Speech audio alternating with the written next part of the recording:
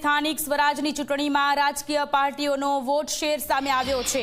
જી હા, મહાનગરપાલિકામાં ભાજપનો વોટ શેર 59.36% છે। મહાનગરપાલિકામાં કોંગ્રેસનો વોટ શેર 26.46% છે। મહાનગરપાલિકામાં આપનો વોટ શેર 10.27%, અપક્ષનો વોટ શેર 1.15% છે।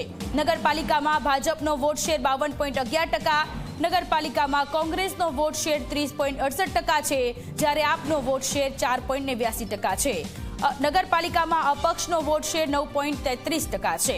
જિલ્લા પંચાયતની વાત કરીએ તો એમાં ભાજપનો વોટ શેર 52.37%, કોંગ્રેસનો વોટ શેર 33.7%, આપનો વોટ શેર 12.4% છે અને અપક્ષનો વોટ શેર 1.34% છે।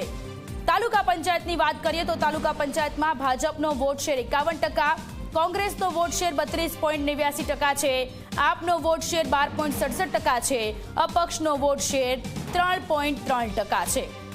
વધુ વિગતો સાથે સંવાદદાતા હિતલ પારેખ જોડાયેલા છે। હિતલ, સ્થાનિક સ્વરાજની ચૂંટણીનું પરિણામ આવી ચૂક્યું છે અને આ સાથે કઈ પાર્ટીનો કેટલો વોટ શેર છે એની પણ માહિતી સામે આવી ચૂકી છે।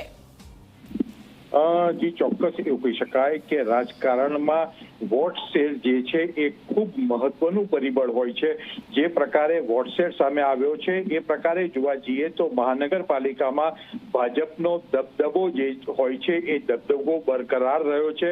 મતદારોમાં જે મતદાન થયું એ પ્રમાણે જોવા જઈએ તો 59.36% ભાજપનો દબદબો સીધી રીતે આ મતદારો ઉપર જોવા મળે છે।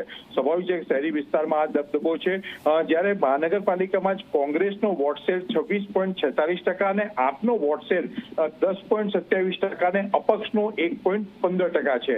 સ્વાભાવિક છે કે સૌથી વધારે વોટ શેરની ગણતરી જો જોવા જઈએ તો તમામ મહાનગરપાલિકા, નગરપાલિકા, જિલ્લા પંચાયત અને તાલુકા પંચાયતમાં જો એવરેજ કાઢીએ તો એવરેજ જોવા જઈએ તો ભાજપનો વોટ શેર 51% થી લઈને 59% સુધી પહોંચ્યો છે, જ્યારે એની સામે બેઠકો જે છે એ બેઠકો ભાજપે ખૂબ વધારે જંગી માત્રામાં કબજે કરી છે। એ જ પ્રકારે કોંગ્રેસનો વોટ શેરની વાત કરીએ તો કોંગ્રેસનો 26 થી 33% સુધીનો વોટ શેર સામે આવ્યો છે અને આટલો વોટ શેર હોવા છતાં એ વોટ શેરના પ્રમાણમાં કોંગ્રેસે બેઠકો કબજે નથી કરી શક્યું, એ પણ એટલી જ વાસ્તવિકતા છે।